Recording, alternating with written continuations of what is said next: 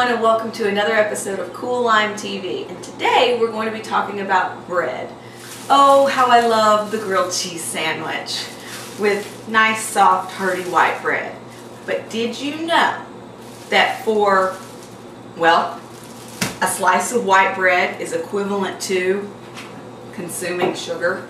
They have a very similar glycemic index. And what that means is when you eat it, for example, you eat a piece of bread, just like consuming sugar, it has a very quick impact on your blood sugar levels, and that's really never good. Spikes in your glucose and blood sugar level, especially really high and frequent spikes, are risk factors for developing type 2 diabetes. What do you do instead?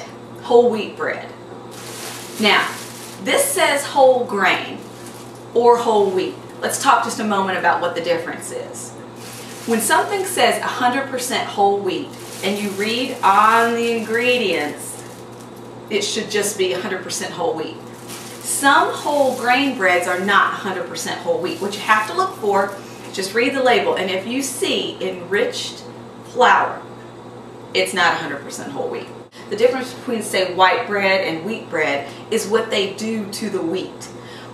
With white flour, what they do is they take the wheat kernel and they pull out all the good stuff. They take out the bran and they take out the parts that have the nutrients and the vitamins. And you've read enriched flour. What that is they've added back like 5 different ingredients, 5 different vitamins to enrich it because of all the 22 plus ones that they took out of it.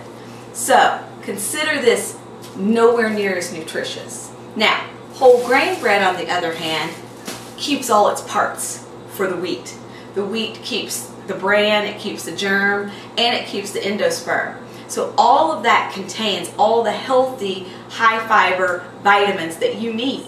Now, if you want to go one step closer to nature to increase the level of vitamins and nutrients that you get in your bread, you may want to try sprouted grain bread. So what is sprouted grain bread and why on earth would you want to eat it? And what's different than sprouted grain bread than the whole wheat bread?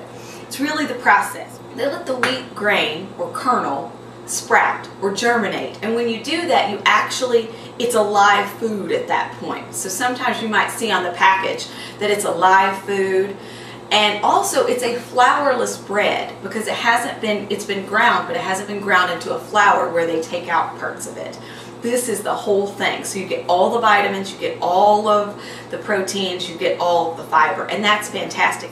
When you sprout the grain, it's a live food. So this needs to be refrigerated or frozen. And more likely than not, like at my grocery store, I find this in the frozen food section. That's it for now for this episode of CoolLime TV.